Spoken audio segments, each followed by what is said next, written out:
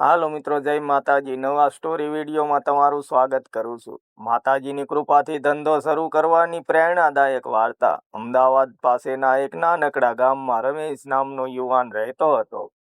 તે ખૂબ મહેનતુ હતો, પરંતુ નોકરીમાં વારંવાર નિષ્ફળતા મળતી. ઘરની પરિસ્થિતિ નબળી હતી, પિતા બીમાર અને ઘરમાં જવાબદારી વધુ.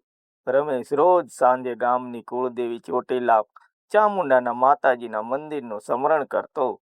એક દિવસ તે મંદિરે ગયો અને માતાજી સામે હાથ જોડી બોલ્યો, હે માં, હું મહેનત કરવા તૈયાર છું, પરંતુ માર્ગ બતાવો, કયો ધંધો કરું હું? તે દિવસે પૂજારીએ કહ્યું, બેટા, માતાજી પર વિશ્વાસ રાખ, નાનું શરૂ કર, સચ્ચાઈ રાખ, મહેનત કર, માતાજી માર્ગ જરૂર બતાવશે. સપનામાં મળેલો સંકેત. રાત્રે રમેશને સપનું આવ્યું. માતાજી લાલ ચોળી પહેરીને આશીર્વાદ આપતા દેખાયા. માતાજીએ કહ્યું, તું ખાદ વસ્તુનો નાનો ધંધો શરૂ કર, તારા હાથમાં સ્વાદ છે, વિશ્વાસ રાખ. સવારે ઉઠીને રમેશે વિચારે પડ્યો. તેની માતા ખૂબ સ્વાદિષ્ટ ખાખરા અને થેપલા બનાવતી. રમેશે નક્કી કર્યું, ઘરેથી જ નાનો નાસ્તાનો ધંધો શરૂ કર્યો. શરૂઆતમાં મુશ્કેલી. પ્રથમ દિવસે માત્ર 10 પેકેટ તૈયાર કર્યા. બજારમાં બેઠો, પરંતુ વેચાણ ઓછું થયું. કેટલાક લોકો હસ્યા, પરંતુ રમેશ માતાજીનું નામ લઈ હિંમત રાખી. તે રોજ સવારે જય માતાજી કહીને કામ શરૂ કરતો.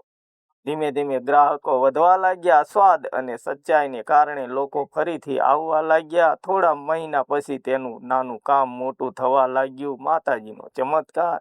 એક દિવસ શહેરના વેપારી આવ્યા. તેમણે રમેશના નાસ્તાનો સ્વાદ ચાખ્યો અને ઓર્ડર આપ્યો. રમેશને વિશ્વાસ ન આવતો હતો. તે તરત મંદિરે જઈ માતાજીને પ્રણામ કર્યા. તે દિવસે તેને સમજાયું, માતાજી ચમત્કાર સીધો નથી કરતી, પરંતુ મહેનતનો રસ્તો બતાવે છે. ધંધામાં નિયમો.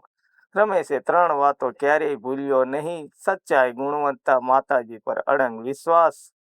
કેટલાક વર્ષોમાં તેનો ધંધો મોટો દુકાનમાં ફેરવાયો. ગામના લોકો રોજગાર મળ્યો. રમેશ હંમેશા કહેતો, માતા પર વિશ્વાસ અને પોતાની હિંમત, આ જ સાચો આશીર્વાદ છે. શિખામણ.